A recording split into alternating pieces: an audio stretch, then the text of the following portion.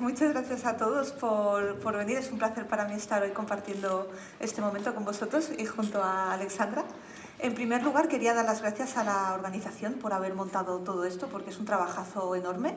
Estoy segura que va a ser la primera de muchas ediciones del 42.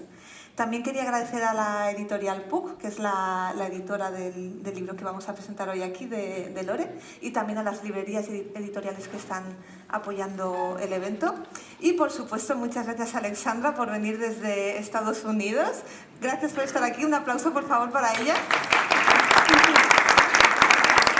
Every 7 years, for 7 days, these families participate in a very epic hunt.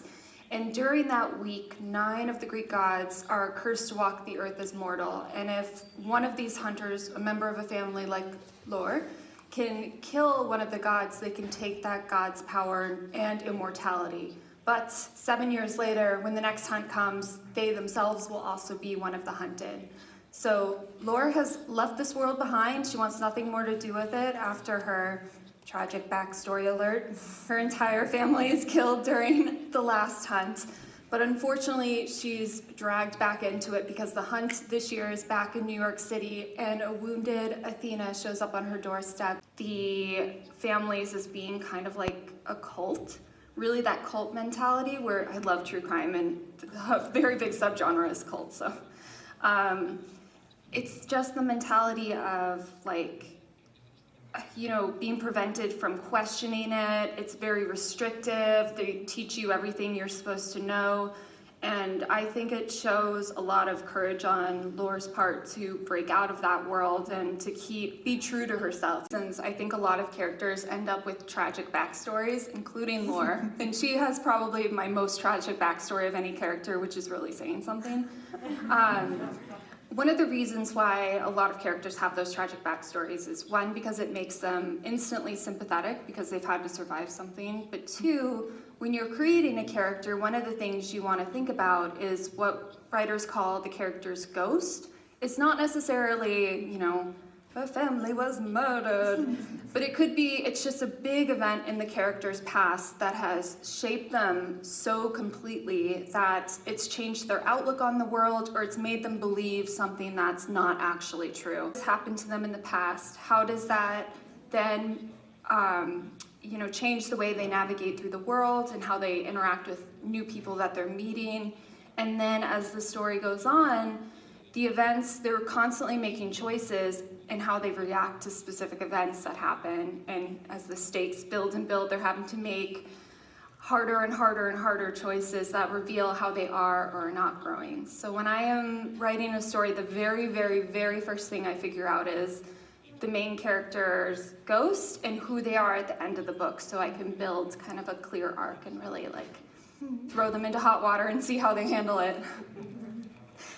Relacionado con esto, quizás en el público tenemos alguna persona que esté escribiendo ahora mismo alguna novela de mitología o le gustaría empezar. Entonces, ¿tienes algún consejo para alguien que quiera hablar de folclore o de mitos? So, do you mean like just tips? Okay. Yeah, tips, yeah. Okay. Oh gosh.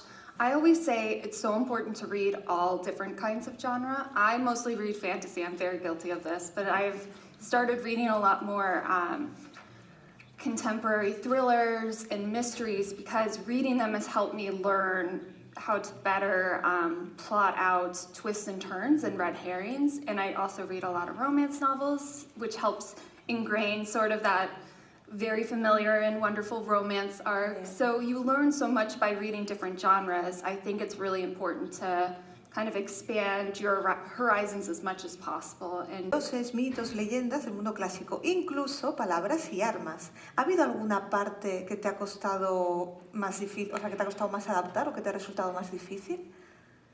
Oh, so this is gonna sound so strange, but the one thing I tortured myself over for some reason was the spelling of the different names and whether or not I wanted them to, so in the Greek language, the letter C does not exist.